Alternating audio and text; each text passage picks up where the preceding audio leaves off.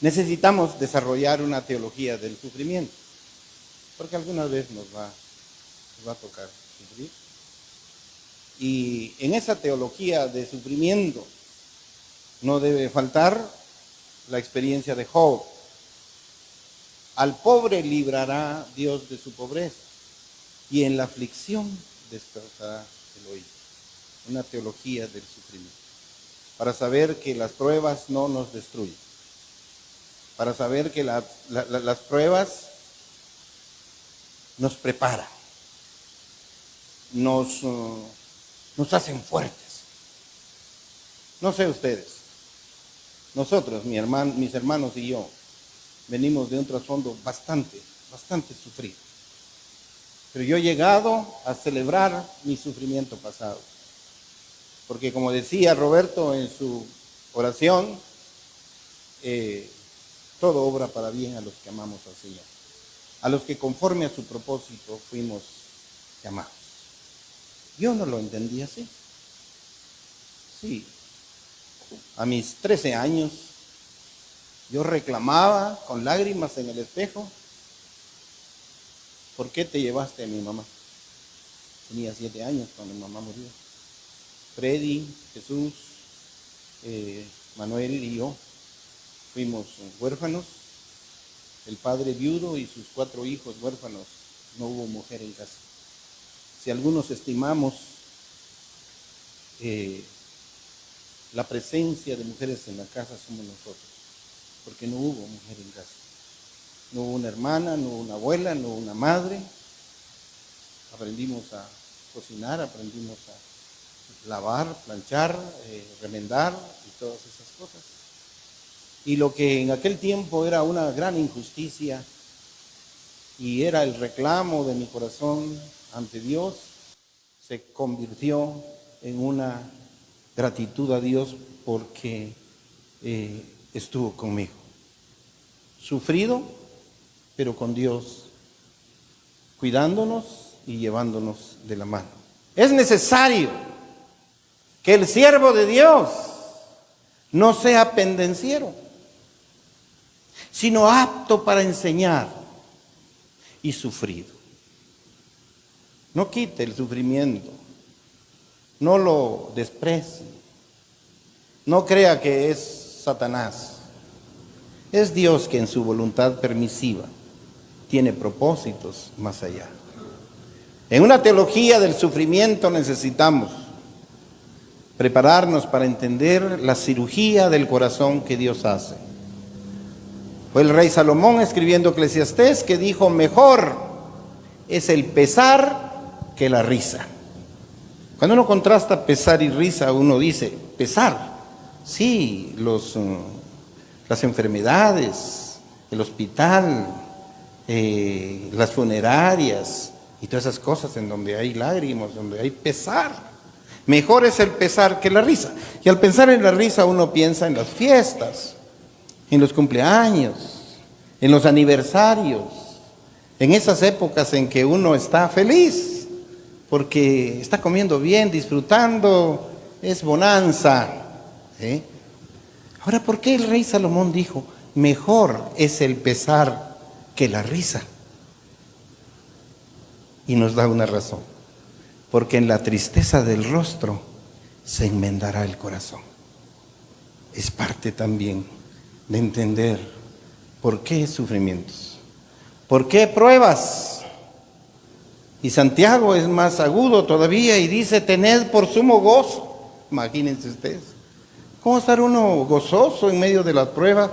Eso fue algo que en mi mente siempre fue como una contradicción, porque yo no lo entendía. Porque no lo entendía. Imagínense Santiago diciéndonos: tengan por sumo gozo cuando se encuentren en diversas pruebas, sabiendo, aquí está la diferencia. Hay mucha gente que pasa pruebas, pero no todos las pasan de la misma manera.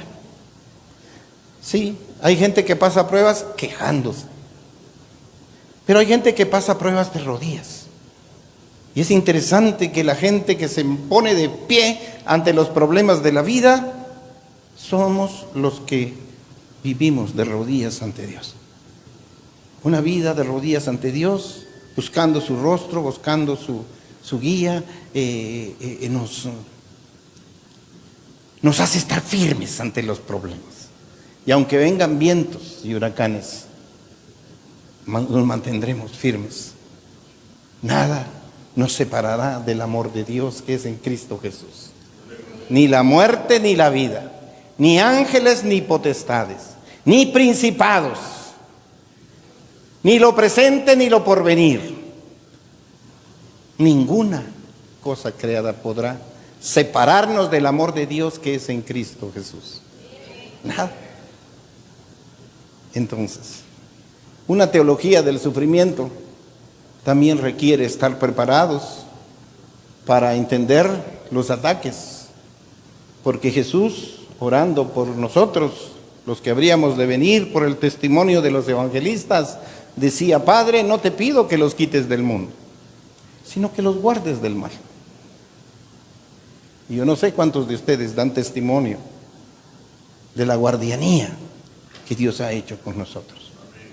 Y seguramente estamos aquí por la misericordiosa y oportuna mano de Dios que nos libró. No sé cuántos de ustedes, pero estoy seguro que aquí hay gente que puede dar testimonio que su mamá y su papá le contaron que se escapó que se muriera cuando naciera. Saben, yo le tengo miedo a los partos. Es que mi madre murió de parto. Querían una niña y se llenaron de varones. Y cuando vino la niña murió mamá. Entonces, esto es algo que viví y me arrepiento, pero lo hice en ignorancia, como dijo Pablo. Cada vez que Silda daba a luz un niño, yo estaba embriagado, yo estaba borracho, porque le tenía miedo. Y entonces, la muerte, que sorprende y que muchas veces nos agarra así. Por eso, si algo tiene de valor la comunidad, la iglesia, es que aquí nos preparamos para enfrentar la vida allá afuera y mostrar la dignidad y la fe que necesitamos para enfrentar todo lo que se vive allá afuera. Sí. Escogí un pasaje para hablar de cómo la experiencia de Pedro. Hice una tesis sobre Pedro. Ahí está en mi maletín, lo iba a mirar aquí, pero lo recuerdo. Es el itinerario de Pedro en su comprensión de la identidad y la misión de Jesús. Unos principios andragógicos, esos son los principios para educación de adultos, especialmente de varones, porque Pedro, como varón, fue probado, fue zarandeado y tiene una ruta, y su desarrollo me ha inspirado tanto. Uno, para enfrentar los conflictos con valentía, pero también esta no autojustificación, sino esta comprensión de cómo Dios, a pesar de nosotros, a pesar de nuestros vicios, nos llama, nos usa. Porque si uno revisa la vida de Pedro, solo una mirada al Evangelio de Marcos, Pedro, ¿cómo termina con sus compañeros? Eran duros de corazón, tardos para entender. Eso dice capítulo 16 de Marcos, versículo 14, 15, dice que Jesús les reprochó su falta de fe. ¿Se lo leo? Marcos capítulo 16, versículo 14. Finalmente se apareció a los 11 mismos, estando ellos sentados a la mesa, y les reprochó. Oiga eso, ¿qué les reprochó? Su incredulidad y dureza de corazón. ¿Por qué? Porque no habían creído a lo que le habían visto resucitado. Así, había una versión. Habían mujeres y habían dos que iban a Emaús y regresaron y dijeron: Él vive, ha resucitado. No lo creían. ¿Por qué? Porque eran duros, eran incrédulos, tardos de corazón. Como muchos de nosotros fuimos. O de repente somos en ciertos aspectos de nuestra vida. No siempre estamos convencidos y a veces cuestionamos y a veces dudamos. La duda no es mala, dice el filósofo Descartes. La duda es buena cuando lo impulsa a uno a investigar y salir de dudas y conocer, aprender. Me gusta esa gente que pregunta, que cuestiona y dice, mire, pero lo que usted dijo, eso, mire, y eso es consecuente con aquello que dice allá. Hay gente que sale así preguntando porque está ahí, pero está escudriñando, está analizando. Hay discernimiento del Espíritu en la comunidad para ver si esto viene de Dios, si esto es palabra de Dios. Y Pedro y sus compañeros, a pesar de no ser aprobados, si estos hubiesen sido mis alumnos, yo soy maestro, estos no ganan el curso. Y si no aprueban este examen, esta vida de 3 años conmigo, ya 3 años en C10 no aprenden, yo no les doy título, no firmo ese título. No lleno los cuadros de registro académico para que sean graduados. No, ¿por qué? Porque el perfil con que terminan no es de alguien aprobado, es de alguien no aprobado. Y aún con eso, Jesús los envía a la misión. Y yo me he preguntado, fue mi pregunta exegética, ¿por qué Jesús envía a estos discípulos no aprobados? Porque el lenguaje de Jesús refleja que estos no aprobaron, pues. Los envía y les dice, versículo 15, id por todo el mundo y predicad el evangelio a toda criatura. Los envió. Los llamó para que estuvieran con él. Después de ser discípulos, ahora son apóstoles y son enviados a la misión. Como nosotros. No se espera que siempre estemos ahí aprendiendo. Tenemos que dar, tenemos que reproducir eso que recibimos, porque esa es nuestra tarea, compartir, hacer discípulos.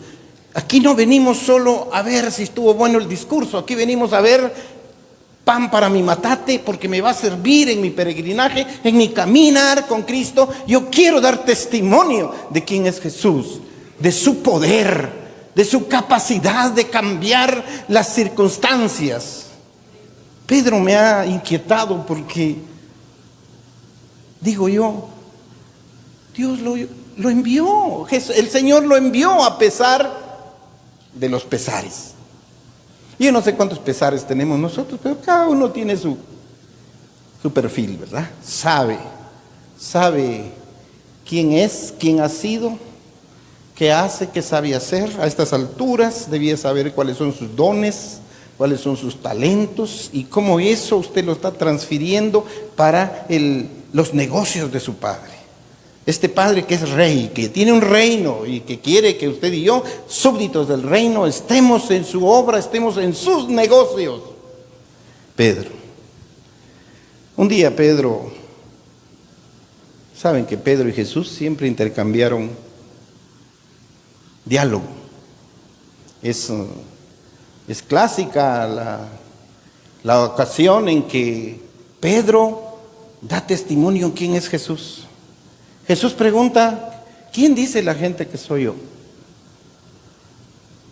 Y unos dicen,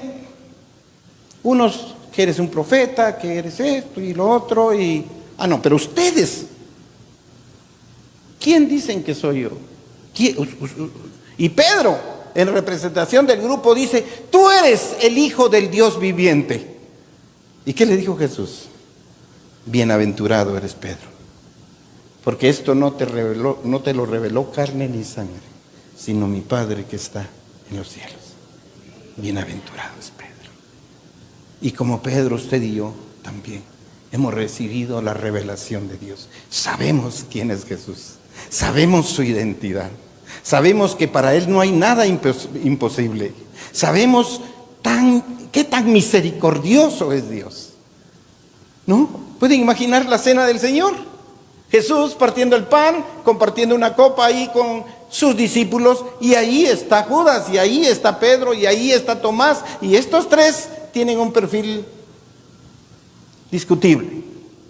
Y nuestro personaje, Pedro, Pedro es este discípulo que siempre está queriendo ser el primero.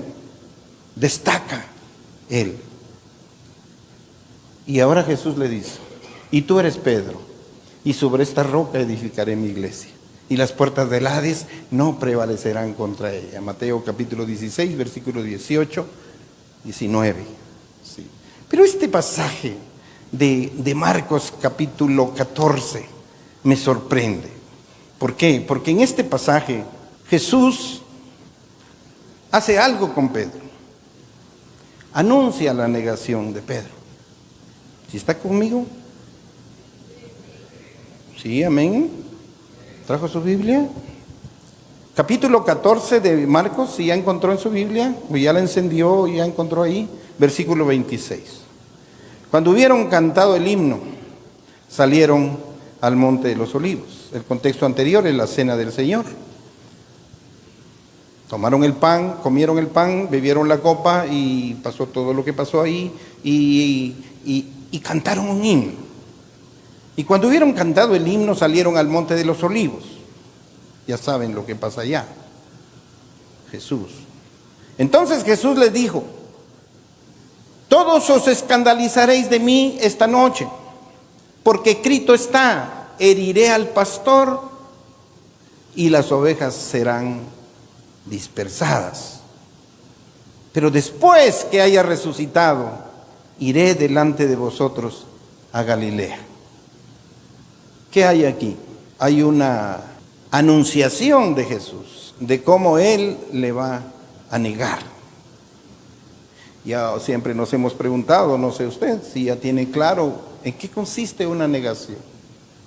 ¿Qué es negar al Señor? ¿Negar a Dios tiene que ver con lo que hablamos? ¿O tiene que ver también con lo que decimos? Lo cierto que en el caso concreto de Pedro, esta profecía de Jesús, porque es una profecía de cumplimiento casi inmediato, ocurrió. Pedro lo negó. Antes que cantara el gallo 3 veces, él lo negó. O 2 veces lo negó, 3, algo. ¿Cómo dice aquí? Se cumplió eso que Jesús dijo. Pedro negó a Jesús. Y aún con todo eso, otra vez Jesús los envió a Pedro y a los demás. En esta versión de Marcos, que es el primer evangelio que se escribe, hay ciertos datos que Mateo va a replicar. Casi que es lo mismo, por eso se llaman estos evangelios sinópticos. Si quiero ver Mateo capítulo 26, a ver cómo manejó este tema de Mateo, la anunciación de la negación de Pedro, capítulo 26, versículo 30. Jesús anuncia la negación de Pedro. Y cuando hubieron cantado el himno, salieron al monte de los olivos. Entonces Jesús les dijo, ¿qué les dijo? ¿Están conmigo? Todos vosotros os escandalizaréis de mí esta noche, porque escrito está: heriré al pastor y las ovejas del rebaño serán dispersadas. Esa es una alusión a su muerte en la cruz y de cómo solo María y Juan estarían ahí a los pies de la cruz y otras mujeres, y los discípulos fueron esparcidos. 32. Pero después que haya resucitado, iré delante de vosotros a Galilea. Respondiendo Pedro le dijo, Pedro que siempre era el alumno distinguido: aunque todos se escandalicen de ti, yo nunca me escandalizaré. Jesús le dijo, de cierto te digo, que esta noche, antes que el gallo cante, me negarás 3 veces. Pedro le dijo, aunque me sea necesario morir contigo, no te negaré. Y todos los discípulos dijeron lo mismo. Negar a Jesús. ¿A dónde quiero llevar con estas lecturas de la negación de Cristo? A esta teología de sufrimiento que les animo a desarrollar, para que cuando nos toque enfrentar alguna dificultad, lo cual es inherente a la vida. El sufrimiento es inherente a la vida. ¿Va a morir papá? ¿Va a morir mamá? ¿Va a morir un hermano?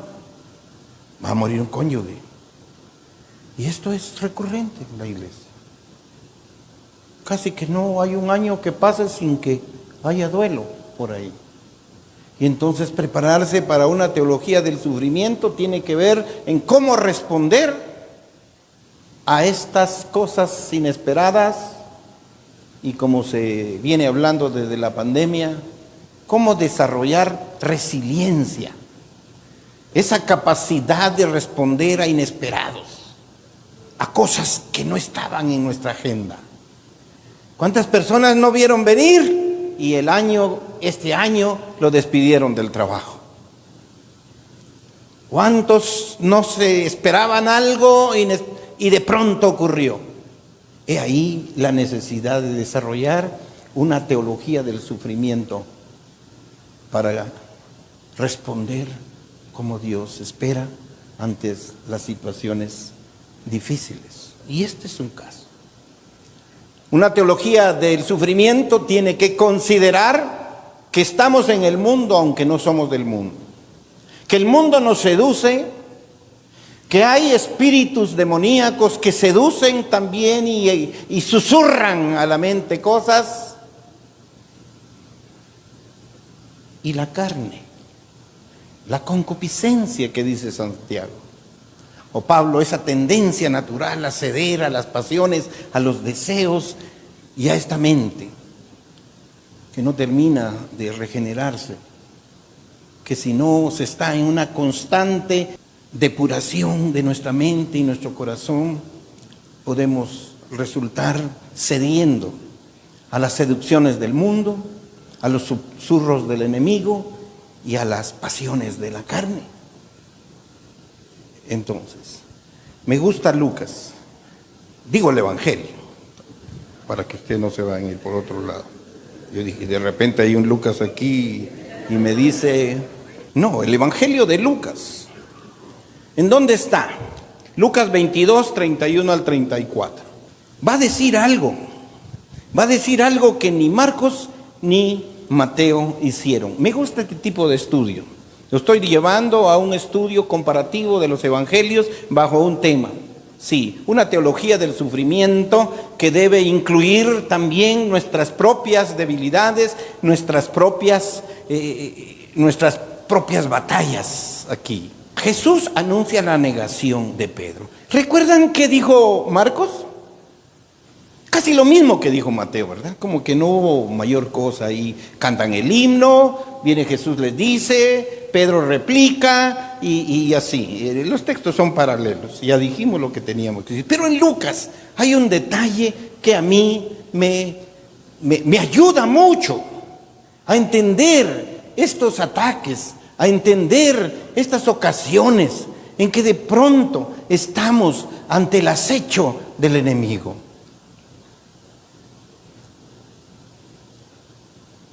¿Quiénes son atacados por el enemigo? No son los que son ajenos a la obra de Dios. El enemigo quiere derribar a los que estamos en la jugada. Cuando más devotos estamos en hacer cosas para Dios, surge de pronto y se rasca la cabeza y dice, ay, el diablo que no se duerme. La carne tampoco. Entonces, dice aquí el versículo 31 en Lucas. Jesús anuncia la negación de Pedro. Dijo también el Señor, Simón, Simón, he aquí, Satanás os ha pedido para zarandearos como a trigo. Eso no lo dijo Marcos ni Mateo, eso es nuevo. Esa es la investigación de Lucas. Lucas es un gentil, no es judío, Es un galeno, es un doctor, deja la medicina y se dedica a investigar. Busca a Teófilo y le dice, mira, Teófilo, tú has sido bendecido, tienes tus centavos y tienes tu influencia. ¿Puedes patrocinarme para hacer esta gran investigación? Yo quiero investigar la vida de Jesús desde sus orígenes, ponerlas en orden y luego también no solo los hechos de Jesús, sino también los hechos del Espíritu Santo, y se propone hacer una gran obra de los dichos y hechos de Jesús y los dichos y hechos del Espíritu Santo a través de algunos apóstoles y otros que no siendo apóstoles fueron usados en ese libro. Y entonces hace su obra, hace su investigación y encuentra detalles. Cuando Lucas escribe, tiene aquí el Evangelio de Mateo, un manuscrito, y tiene aquí un manuscrito de Mateo. Y dice, ellos dijeron todo eso, pero yo lo voy a decir de esta manera. Así que en el Evangelio de Lucas tenemos la anunciación a los padres de Juan Bautista y de Jesús que no están en los otros evangelios. Hay cosas nuevas también. La forma en que termina el evangelio también con la ascensión y cómo conecta con la ascensión en la introducción del libro de Hechos, ese es el trabajo de Lucas. Y aquí Lucas, habiendo investigado, encontró algunos detalles de este episodio que aquellos no consideraron. Dijo también el Señor, Simón, Simón, he aquí Satanás os ha pedido para zarandearos como a trigo. Pero yo, dice, y estas son palabras de Jesús, pero yo he rogado por ti, que tu fe no falte. Y tú, una vez vuelto, confirma a tus hermanos. No sé cómo es su Biblia, pero mi Biblia tiene en rojo las palabras de Jesús en estos dos versículos.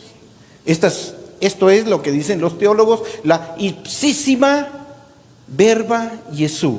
Es la pura palabra de Jesús. Fue Jesús que dijo que Satanás había pedido a Pedro para zarandear. Pero lo que me sorprende es como Jesús no dice, mira, pero no te preocupes porque yo voy a poner legiones y eso no va a pasar. No. O sea que aquí es una clara voluntad permisiva del Señor. Dios permite que pasen esas cosas. Ahora mi pregunta es, ¿por qué lo permite? ¿Por qué permite que seamos zarandeados por el enemigo? ¿Por qué no elimina totalmente a Satanás de este mundo? ¿Por qué todavía está ese mal espíritu y sus ángeles demoníacos sirviéndole también? Está vencido, pero sigue fastidiando.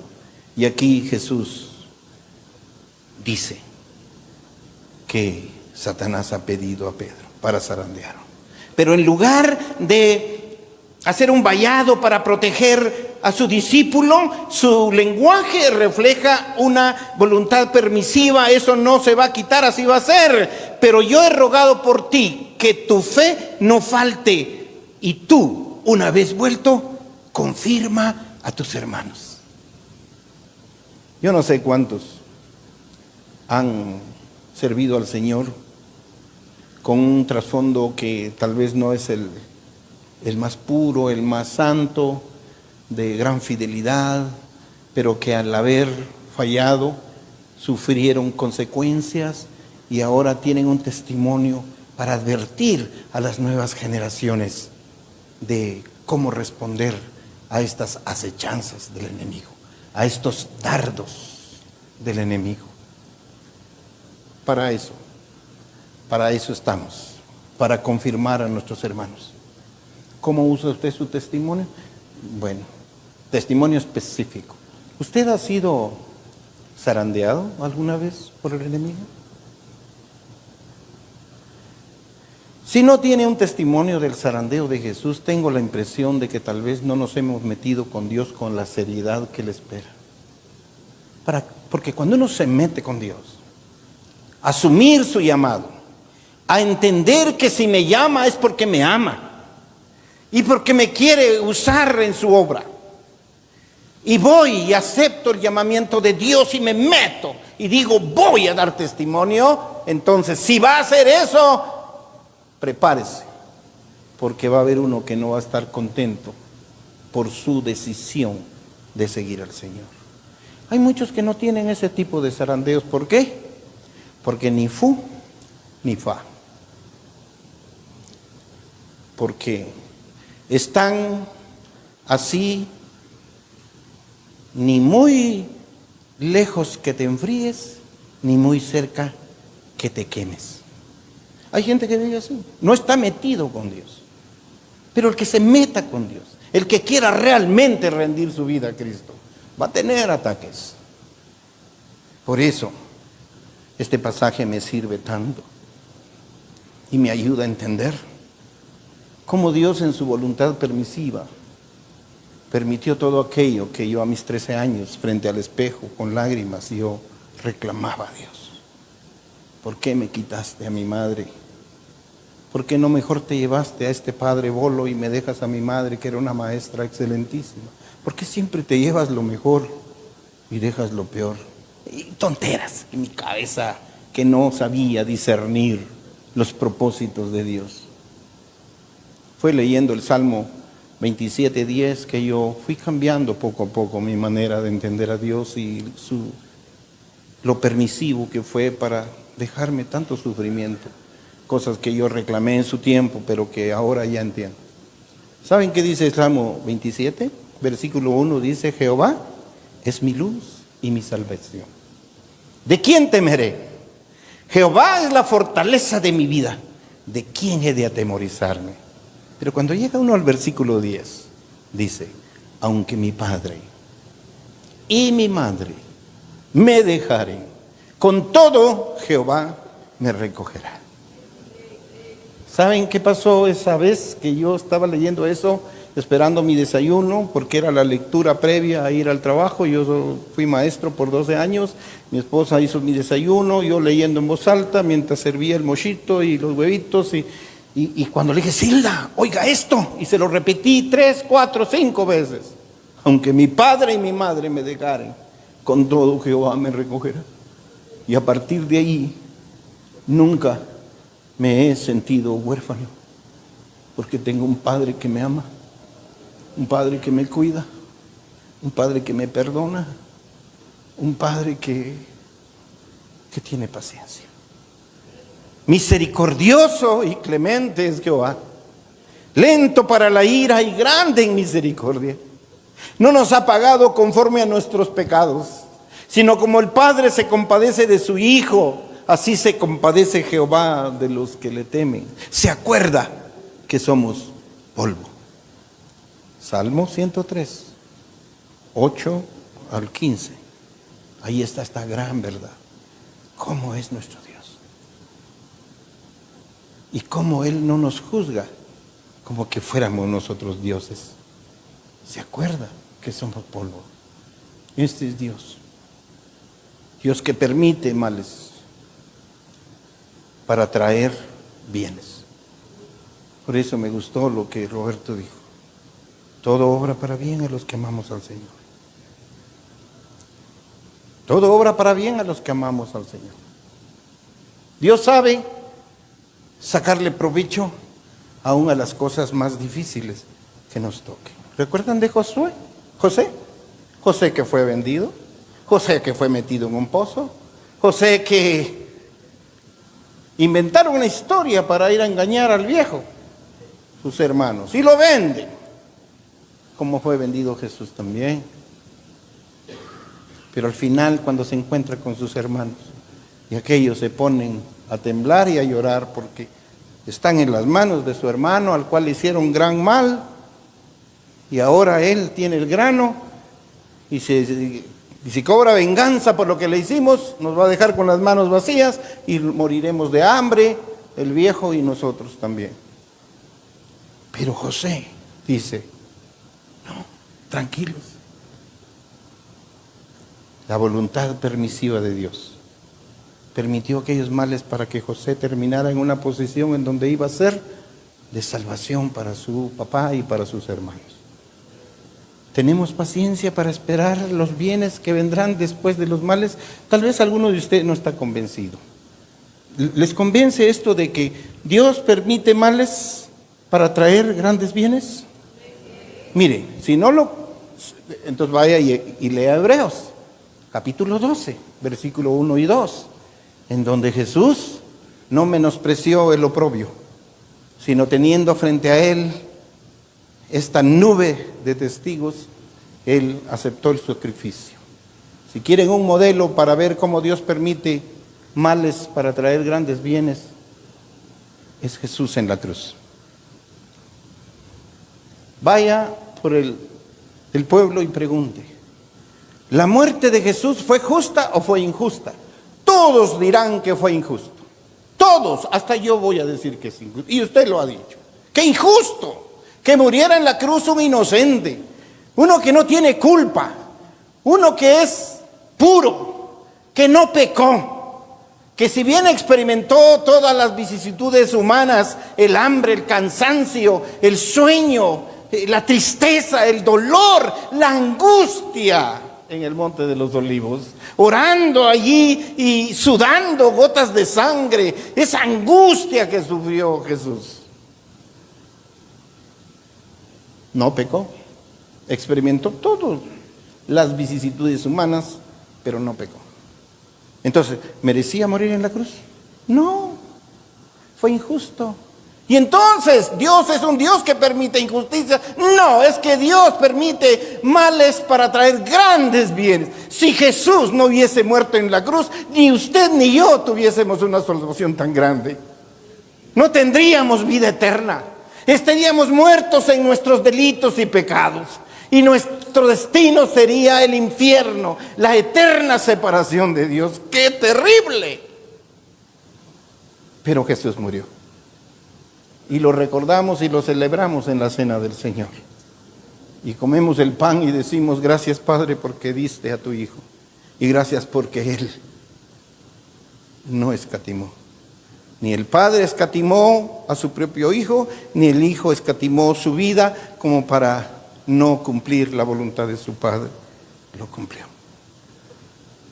La versión de Juan dice un detallito extra y en un contexto diferente. Aquí la cena del Señor, la anunciación y luego enseguida los detalles en Getsemaní. Pero, ¿qué dice Juan? Terminemos con eso. Juan 13:36, brevemente, porque ya estamos, yo creo que ya estamos convencidos de que necesitamos desarrollar una teología del sufrimiento en donde no seamos ingenuos creyendo que porque somos cristianos todo va a ser color de rosa, todo va a ir bien, no va a haber nada mal. Eso no es así, porque servir al Señor es una contracultura. La cultura y el mundo se opone a que usted y yo seamos cristianos y que sigamos al Señor. Acabo de oír un video de un joven mexicano que está replicando ante la mexicana que gobierna el país, y dijo algunas cosas en contra de Dios y dice: la religión que siga, pero aquí, y se está poniendo en una posición de Dios y dice este tío que está hablando ahí que qué peligro que de pronto se apoque la fe en Dios cuando los pueblos hacen a un lado a Dios.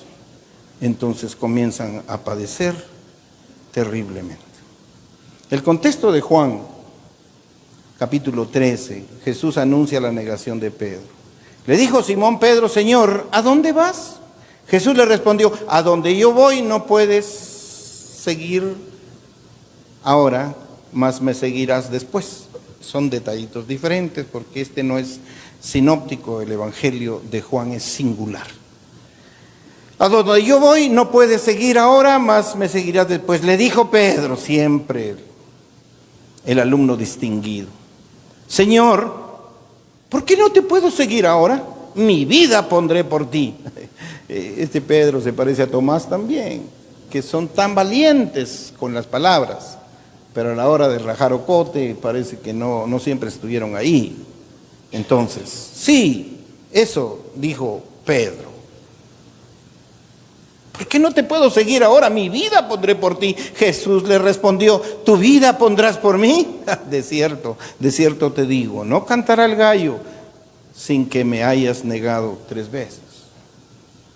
El contexto es interesante en que Juan trae ese episodio y lo pone ahí entre esta declaración de Jesús, el camino al Padre del capítulo 14, esta tristeza que los discípulos tienen y Él los consuela con estas palabras preciosas que son tan comunes de oír en una funeraria, donde dice: no se turbe vuestro corazón, creéis en Dios, creed también en mí, en la casa de Tete. Ahí está. Pero antes, el mandamiento nuevo. El mandamiento nuevo, un mandamiento nuevo os doy, que os améis, versículo 34, que os améis unos a otros como yo os he amado, también que vosotros os améis unos a otros. En esto conocerán todos que sois mis discípulos, si tuviereis amor los unos con los otros. En este contexto de la renovación de los mandamientos en la vida de Jesús y este discurso de consolación ante la muerte, Jesús dice que ya no va a estar más y que a donde va no pueden ir ellos. Y Pedro está dispuesto, sin embargo, la anunciación otra vez está ahí. ¿Y qué aprendo de Pedro? De Pedro aprendo que tengo que desarrollar una teología del sufrimiento. Lea sus cartas, las cartas de Pedro. Pedro comienza escribiendo a las iglesias que él fundó en el Ponto, Galacia, Capadocia, Asia y Bitinia.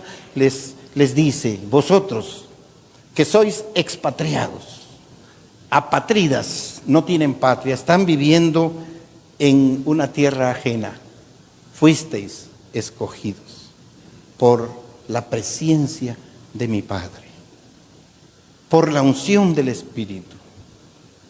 Yo quiero leer eso, quiero terminar con eso. Pedro escribió 2 cartas y en la primera nos habla abundantemente de la gracia de Dios. Y dice en su introducción a la primera carta: Pedro, apóstol de Jesucristo, a los expatriados de la dispersión en el Ponto, Galacia, Capadocia, Asia y Bitinia, elegidos según la presencia de Dios Padre en santificación del Espíritu, para obedecer y ser rociados con la sangre de Jesucristo, gracia y paz os sean multiplicados. En estos 2 versículos hay una buena y una mala, una buena noticia y una mala noticia. Esta carta comienza diciendo la noticia mala, que para los lectores no es una noticia, los lectores originales, para nosotros es una noticia mala, porque le está escribiendo a gente en situaciones precarias, difíciles, porque son eso, no tienen patria, no están en su tierra. Y eso nos recuerda que aquí nosotros tampoco, somos peregrinos. Aquí, mis hermanos, estamos de paso. Hagámonos. Un día estaremos en la presencia de Dios y comenzará la eternidad con Dios. Y la presencia con Dios, que es eterna, en nuestra salida de este mundo, le da relevancia a nuestra forma de vivir aquí. ¿Cómo vivimos aquí preparándonos para aquel encuentro con nuestro Señor? Sí. ¿Hay sufrimiento? Mucho. ¿Hay esperanza? Sí. Más.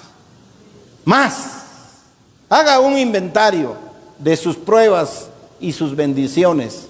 Yo, huérfano de madre, padre presente pero ausente, alcohólico, con todo y todo, en mi inventario tengo más bendiciones que sufrimientos, que pruebas. No se compara todo lo que Dios ha sido bueno conmigo, misericordioso, clemente, con 1, 2, 3 pruebas que sufrí en mi vida y que al final no me destruyeron. La muerte de mi madre, la muerte de mi padre, que el ejército dio cuenta de él y su cuerpo apareció en la vega del Selegua. Quizá alguna vez han oído de Freddy esta versión, pero fue terrible, fue dura.